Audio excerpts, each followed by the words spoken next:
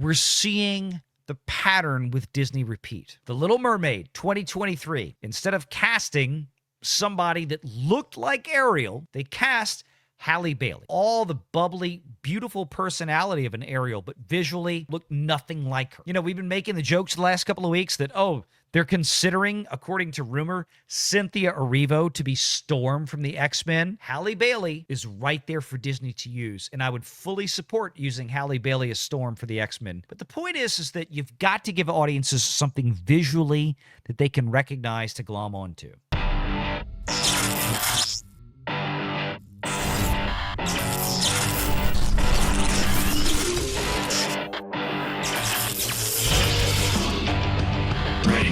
Online. Lilo and Stitch review. Disney hits a dead end with this abomination. Now, again, I'm just going to read this for what it is. This is from the Sunday Times. The mind-numbing remake of the 2002 animation is hopefully a swan song for fantastically lazy and artistically bankrupt strategies by the studio. Now, again, I understand people's takes on this, because Little Mermaid, intellectually, creatively bankrupt. Snow White, completely creatively bankrupt. So much of Disney in the modern era is just bankrupt.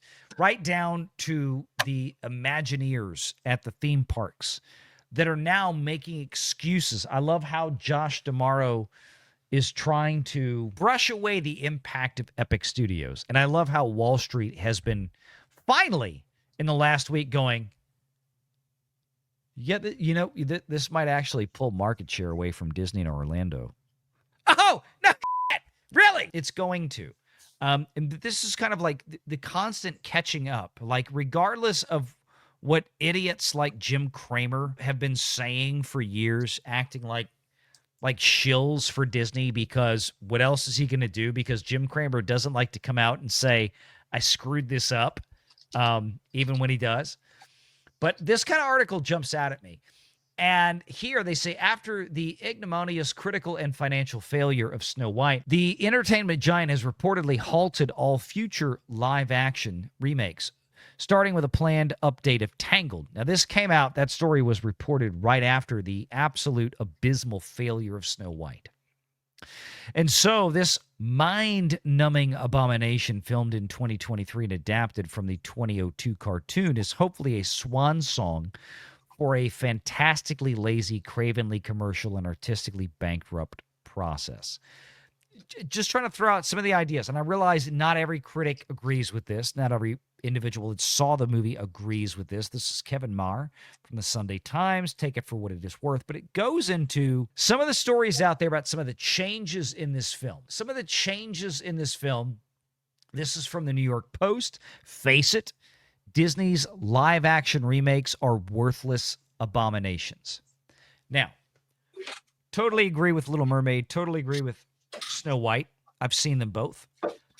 I'm going to reserve judgment because I have not personally seen the entirety of Lilo and Stitch yet, although I will. But I can believe it because of Disney's Stories Matter group and what they have done over the last several years. And that's been my big bugaboo with them. I think the people, as I said earlier, working at Disney are useless, worthless individuals, largely have been hired and put into positions of power that they frankly don't deserve, at least not on a basis of merit. And that's a problem. And the evidence for that claim seems to be, in my humble opinion, quite self-evident based on the product of the work that has come out of the studios over the last several years, which has been largely, as the New York Post, in my opinion, correctly proclaims, worthless abominations. The question isn't, okay, they changed this in Lilo and Stitch. And what is that change, right? If the original is Ohana means family, according to Stitch, then is that still here in this film? Now, according to folks that have seen it, Stephanie, my nerdy home, talked to earlier on George's show.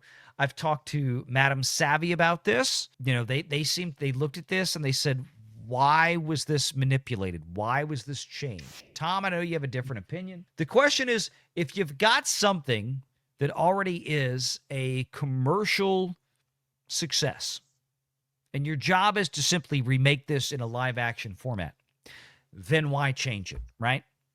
So in the news story, according to these reports, we'll read this from the New York Post, I'm miffed at Mickey. Disney Hollywood's Magic Kingdom has once again delivered another awful live-action remake of a well-loved cartoon. For more than a decade, the House of Mouse has been addicted to these robotic abominations. It's a sickness. Over the weekend, the latest Poor Unfortunate Soul. Poor Unfortunate Souls. Come on, that's a Little Mermaid reference. Was Lilo and Stitch. That sweet little 2002 movie about a Hawaiian girl and her fuzzy little alien friend. Said Disney, let's ruin it. Only Disney knows how to do. The studio turned the story into a soulless downer, made its color palette practically sepia, and tacked on an extra half an hour of dead air. Now, I'm going to stop right there. Again, I'm doing a cold read, but I want to say we're seeing the pattern with Disney repeat. The Little Mermaid 2023, instead of casting somebody that looked like Ariel, they cast Halle Bailey, a young black girl that had all the bubbly, beautiful personality of an Ariel, but visually looked nothing like her, okay? And Halle Bailey, that I've said, we've been making the jokes the last couple of weeks that, they're considering, according to rumor, Cynthia Erivo to be Storm from the X-Men. God help us. Halle Bailey is right there for Disney to use, and I would fully support using Halle Bailey as Storm for the X-Men because she's perfect for that role, okay? But the point is that you've got to give audiences something visually that they can recognize to glom onto. But again, with this, adding 30 extra minutes, just like The Little Mermaid. They added 45 minutes to a perfect movie from 1989 that was 89 minutes long, and they made the remake over 2.5 hours. Why? I'm going to push back a little on that. It's actually more like 20. Because the original movie is like, what, an hour and 25 minutes, I think it is? I don't remember. This one without the credits, because I was in and out of there, it was closer to like 95 minutes without the credits. Well, maybe so, but adding 20 minutes of extra time. But I get what you're saying. Yeah. Why? The question is why? What are we doing here? It's a rancid trend, says the article, as evidenced by the PR and box office wreckage of Snow White, starring Rachel Zegler, and the sloppy mush they made out of Little Mermaid. Remind me again what publication this is? This is the New York Post, Ron. All right, so it's not the Drive. It's not the Access Media. No. It's the relatively conservative New York Post. Correct. Bob Iger and company's maniacal formula: take cherished movies, uglify them, clumsily toss in political correctness, and presto, here's a lousy cash grab. Have any of these debacles ever improved upon the animated original? Nope. Has one ever even been on par with the original? Nope. Now, I'll stop there, Ron. I think your point is salient, right? This is not, I'm not trying to say that this is Variety Magazine. This ain't THR. This ain't Deadline. This isn't the Hollywood Access Media. You're on point. But here's the thing. I can't argue logically with anything that the New York Post has said here. Have any of these debacles of these remakes that Disney has done improved upon the original? No, they haven't. Objectively, they haven't. Now, I guess maybe if you're a radical blue-haired feminist that's flying a free Palestine flag at a Ivy League college in the last year, you probably love some of these things, I guess, or wham in power, but you're in the minority. But narratively, story-wise, again, I go back, stripping all of the politics aside, stripping all of the subjective, I liked this, I didn't like that things aside, I go back to the purely objective commercial premise of why. The reason you're remaking these films is because you know that you have a property that is a guaranteed success, because it's been proven. The reason audiences are showing up for Lilo and Stitch is because we know what we're getting, right? We Right. liked the original, and we think we're getting this again. They show up.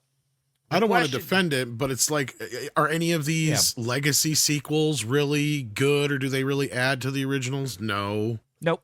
I mean, Snow really, White, at the end of Little the day, Mermaid, any of these. not even Yeah. those though. I'm talking about even like Beetlejuice, Oh, yeah, sure. or any of these other ones that are sequels to films from 30 years ago. You But can there's- almost look at them as the same way as a remake, right? I mean, Well, that's yes and kinda no, where I'm but I getting mean, at. this is a remake. We're going to give you the It same movie is, that you saw. but have we ever 30 had a years ago. remake in the history of ever that was really that much better than the original outside of a select few?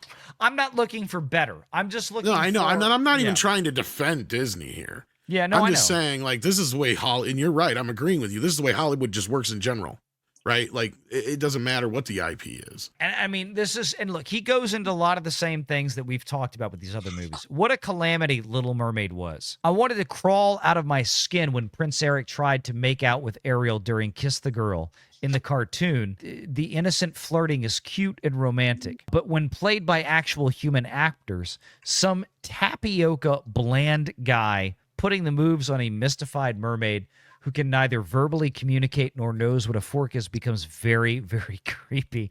I know. And this, and it's not just that. That was probably one of the least problematic issues of it. But the problem with this particular movie, kind of setting that up with Lilo and Stitch is here. Can I just, guys, because I came in a little bit late. Yeah, go ahead. This is one, isn't it, that you guys that you, Valiant, at least thought was okay? I've been saying for months, Ron, that this movie was going to be Disney's likely lone massive mega hit of the year. Okay. And it still is.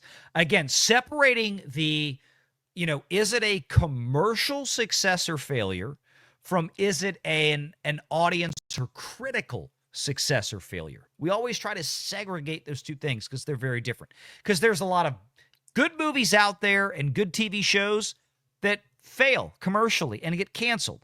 And there's a lot of really crappy stuff out there that is just awful, but it makes a lot of money. It's one of those things to where this is one of those to where this is probably like most Disney remakes.